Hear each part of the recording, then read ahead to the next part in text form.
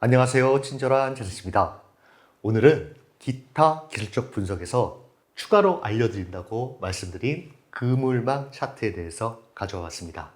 오늘의 투자 명언은 잡초를 뽑아내고 최고의 종목을 추려내라. 대박 종목은 그 모습을 뚜렷이 드러내는 법이다. 윌리엄 오닐의 말입니다. 시작해볼까요? 먼저 그물망 차트란 이동평균선을 짧은 것부터 단기 이동평균선입니다. 차례대로 긴 것, 순차적으로 한 그림에 나열한 것이 바로 그물망 차트입니다. 요 밑에 보시면 거의 그물과 같은 모습으로 아주 많은 이평선으로 표시가 되어 있는데요. 이동평균선의 확장과 수렴을 통해 주가 추세를 판단하는 지표라 할 수 있겠습니다. 즉, 추세 관련 지표라 할 수 있겠는데요. 어떻게 보는지 차근차근 알아보도록 하겠습니다. 먼저 그물망 차트 블록인데요. 키움증권으로 설명드리도록 하겠습니다. 키움증권 차트를 보시면 이 옆에 차트 형태라는 게 있습니다. 여기서 그물망 차트를 클릭하시거나 아니면 차트 안에서 캔들을 더블 클릭하면 이와 같은 가격 차트 설정이라는 게 나옵니다. 여기 여러 가지 차트가 있는데요. 이 중에 그물망 차트를 클릭하시면 이와 같은 설정값이 나오게 됩니다. 그래서 여기서 확인을 누르시면 이와 같이 여러 개의 이동평균선이 그물처럼 나오는 차트를 불러올 수가 있는 것입니다. 이 차트를 불러오기 전에 우리가 알아야 될 게 이 변수예요. 이 변수 설정을 어떻게 하는지 자세히 말씀드리도록 하겠습니다. 먼저 보시면 시작값, 간격, 이평개수라는 게 있는데 시작값은 내가 원하는 첫 번째 이동평균선, 여기 10이라는 것은 10일 이동평균선을 얘기하는 것이고요. 그 다음에 간격을 어떻게 할 것이냐, 11일로 할 것이냐, 5일로 할 것인가 자기가 설정할 수 있고요. 총 이평 개수가 20개냐, 15개냐 이걸 설정할 수 있습니다. 그래서 시작값 10, 간격 10, 이평 개수 20이라는 말은 먼저 이평 개수는 20개를 불러드린다. 그리고 시작 이평선은 10일 이평선이다. 그리고 간격은 10간격으로 한다. 10, 20, 30, 40, 50 이렇게 해서 총 마지막으로 200일 이평선까지 나는 보겠다 라고 하면 20개 10일부터 200일 이평선의 그물망 차트를 볼 수가 있는 것입니다. 다른 증권사는 어떻게 설정되어 있는지 한번 보여드릴게요. 대신증권은 시작값이 20, 간격은 5, 개수는 12가 기본값이고요. 미래세증권은 시작값이 5일 이평선, 간격은 5일, 이평선 수는 20개 돼 있고요. 신한투자는 약간 다른데 시작과 끝 이평선을 정하게 돼 있고 여기는 5일과 60일, 그 다음에 간극을 2로 기본 설정되어 있는데요. 이거를 뭐 5로 하든 10으로 하든 바꾸면 그물망 차트가 나오게 됩니다. 제가 오늘 설명드릴 거는 이와 같이 설명드릴까 합니다. 시작값은 10일 이평선으로 하고 간격은 5일, 이평 개수는 20개로 해서 설명을 드릴까 합니다. 여러분들께서도 투자 성향에 맞게 이평선의 시작과 끝 그리고 이평선 개수를 설정하면 됩니다. 보통 15개에서 20개 사이를 많이 하는데요. 이평선 범위를 단기에서 중기로 이렇게 보시는 분들도 계시고 한 20일 이평선부터 조금 중장기 이평선까지 보시는 투자자도 계시기 때문에 투자 성향에 맞게 잘 적용하시면 될 것으로 보입니다. 그럼 그물망 차트를 활용하기 전에 우리는 이동평균선에 대해서 기본적으로 알아야 돼요. 이걸 모르면 이해하기가 쉽지 않습니다. 제가 이동평균선 보는 법에 대해서 정리를 했는데요. 정배열, 역배열, 회귀본능, 지지와 저항, 주추세 반전. 모르시는 분들은 잠시 멈추시고 이거를 참고하시고요. 그래도 이해가 안 되시면 처음 배우는 주식 차트 이동평균선 강의를 하나 둘 보시면 이해가 더 쉽지 않을까 생각됩니다. 그 다음 주가의 방향설과 배열 분석 이것도 알아야 되는데요. 우리 정배열이 뭐고 역배열이 뭐고 정배열 초기, 역배열 초기 이 둘 다 제가 말씀드릴 때는 꽈배기처럼 이평선이 꼬여 있는 여기서 어느 방향으로 턴을 하느냐 이게 정배열, 역배열 초기라고 말씀드린 적이 있는데 이 또한 한번 멈추시고 읽어보시기 바랍니다. 본격적으로 활용법에 대해서 알아볼까 합니다. 먼저 활용법 1은 수렴과 확산을 이용하라 해서 수렴 후 확산 큰 변화가 예상된다입니다. 차트를 보시면 여기 보시면 20개의 이동평균선이 이렇게 수렴되는 과정, 아주 좁게 수렴되는 이 과정에서 이렇게 벌어지면서 확산을 하게 되면 큰 변화가 오는데 여기서는 큰 폭 상승을 했습니다. 다르게 여기를 보시면 여기서 20개 이평선이 완전히 수렴되고 주가는 횡보국면을 보이고 있습니다. 이럴 때 확산이 되는 방향이 아래로 확산되면서 큰 폭 하락하고 주가에 큰 변화를 보여주고 있습니다. 이는 다른 말로 이렇게 이평선이 서로 꼬여서 수렴되어 있으면 주가가 횡보 국면이나 큰 변화가 없다라는 이야기고요. 이게 확산이 되면 주가가 위든 아래든 큰 움직임을 보인다라고 할 수 있는 것입니다. 여러분, 볼린저 밴드 아시죠? 볼린저 밴드에서 이 밴드가 이렇게 있다가 이렇게 벌어지면 주가가 크게 움직이는 거랑 비슷하다 할 수 있겠습니다. 이걸 정리해보면 이와 같습니다. 이동평균선 이제 20개죠. 밀집국면, 수렴에서 이동평균선의 간격이 벌어지기 시작하면 확산입니다. 이거는 확산하면 주가의 방향성이 크게 나타날 가능성이 크다. 이게 첫 번째 활용법입니다. 그래서 이걸 보시면 이건 수렴 후에 위로 확산되면서 정배열, 상승 추세로 전환되는 것이고요. 여기는 아래로 이평선이 확산하면서 역배열, 하락 추세로 진입하는 모습을 볼 수가 있습니다. 그 다음은요, 증시 격언을 갖고 왔는데요. 보합 시세는 무너지는 쪽으로 붙어라. 이게 바로 수렴 후 확산에 가장 어울리는 증시 격언이라 할 수 있습니다. 두 개의 차트를 갖고 왔어요. 지금 그물망 차트가 완전히 수렴되어 있습니다. 둘 다 완전히 수렴이 되어 있는데 이후의 주가를 한번 보실까요?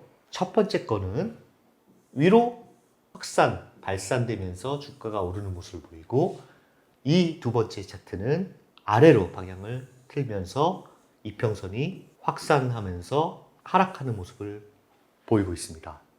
이렇듯 그물망 차트가 완전히 수렴해서 이런 횡보의 국면을 보이다가 어느 한 방향으로 확산되는지 확인하고 거기에 맞게 대응하는 것이 가장 좋다라는 이야기입니다. 만약 제가 이게 이렇게 수렴 과정에서 위로 올라왔다고 여기에 샀어요.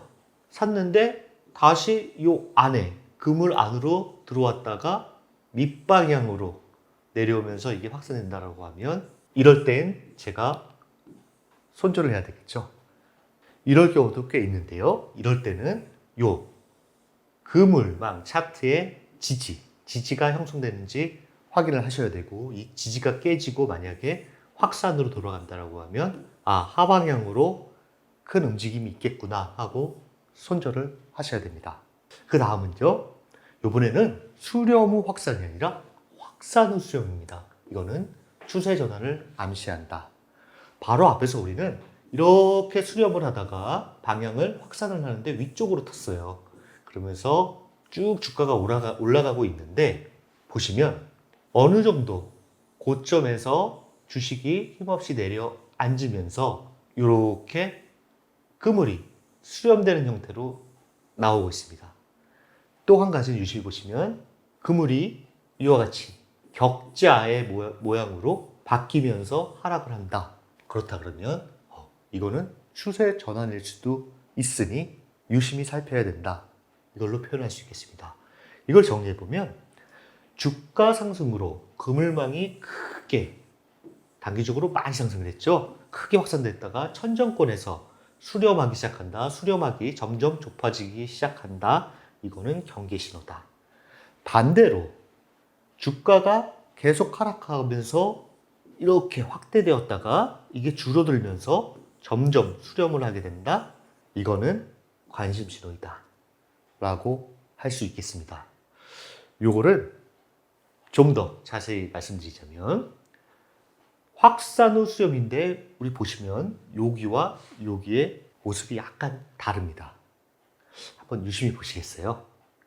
제가 설명드리자면 간단합니다. 여기도 큰 폭 상승을 했는데요. 그물에 걸리지 않고 단기 이평선 그물에 지지를 받고 이렇게 횡보하는 모습 보이고, 그 다음에 이 정배열, 이평선의 정배열이 깨지지 않고 있다로 볼 수가 있겠고요. 그 다음에 두 번째 큰 폭 상승했을 때는 그물 안으로 들어오면서 그물에 걸렸습니다. 이게 물고기라고 치면 그물에 걸린 겁니다. 걸려서 밖으로 나가려고 해도 나가지 못하는 그런 상태가 된 것입니다. 또 한 가지는 이 격자 모양이 계속 발생하는데, 이걸 어떻게 표현할 수 있냐? 단기 이평선이 차례대로 중기를 깨고 내려오는 데드크로스가 계속 발생하는 것이 이 격자 모양으로 고점에서 나왔다는 것을 알 수가 있습니다. 그렇다라고 하면 역배열 초기를 의심해야 됩니다. 그렇기 때문에 그물 차트를 참고하실 때 이게 수렴이냐 확장이냐, 수렴에서 확산이냐, 확산에서 수렴이냐, 그리고 주가가 그물망 차트 위에 있느냐 아래에 있느냐, 이런 것들을 참고하시면 상당히 좋다고 할 수 있겠습니다. 그 다음 보시면요, 투자 스타일에 맞는 이동평선을 같이 활용하라 라고 했는데요, 보시면 여기 굵은 선이 이렇게 두 개 제가 그어놨어요. 사례를 들어 말씀드리면 나중장기 씨, 나중장기 씨는 잦은 매매를 안 해요. 중장기 매매를 하는 분인데, 이분의 같은 경우에는 20일도 아니고 60일 수급선을 주되게 보고, 또 하나는 이 책을 읽고 스탠 와인스타인이라는 분이 150일 이평선, 30주 이평선을 중요시 한다니, 요 두 개의 이평선만 굵게 설정해 놓고 그물 차트를 같이 보는 경우로 할 수 있겠습니다. 보시면 수렴됐습니다. 수렴돼서 있는데 이게 위쪽으로 확산되면서 올라갔는데, 보시면 중요시 여기는 60일 이평선 위에 주가가 위치하고 60일과 150일이 골든 크로스가 났습니다. 그러면 여기서 산다, 그리고 유심히 관찰한다. 그러다가 어느 정도 오르고 있는데 60일 이평선을 주가가 하향 이탈했다. 그리고 확산해서 수렴으로 진행이 되고 여기 격자가 나오면서 그물에 걸려 있다. 그러면 여기서 이탈했을지 경계 신호 아니면 1차 매도를 하고요. 추이를 지켜본다. 근데 결국 150일 이평선을 깨고 수렴 후 확산이 아래로 온다. 그러면 이때 나머지를 판다. 이런 식으로 매매 판단을 할 수가 있는 것입니다. 그 다음은요, 비추세에서는 활용도가 떨어진다. 이렇게 등락폭이 큰 이와 같은 주가의 모습에서는 매매 판단을 하기가 쉽지가 않습니다. 그래서 이때는 그물망 차트를 참고하기 쉽지 않다, 이렇게 생각하시면 될 것 같고요. 마지막으로 중장기 추세 매매로 이제 설명을 드리자면, 첫 번째 역배열이라는 이동평균선 밑에 주가가 있는 그물 아래에 주가가 위치되어 있으면 수익 내기가 쉽지 않다. 왜냐? 저항이 만만치 않다. 이 그물의 저항으로 계속 올라가기가 쉽지 않다라고 할 수 있겠고요. 보시면 어느 정도 하락이 멈추고 이렇게 수렴되는 구간, 평행 추세가 왔을 때 위로 확산되는 움직임을 확인하면 좋다. 그때 매매에 참여하는 것이 낫다. 이렇게 올라가게 되면 그물 위에 주가가 위치된다. 정배열이다. 상승 추세다. 수익 내기 좋은 모습이다. 그 다음에 이게 다시 확산해서 수렴으로 이렇게 왔을 때는 또 경계하자.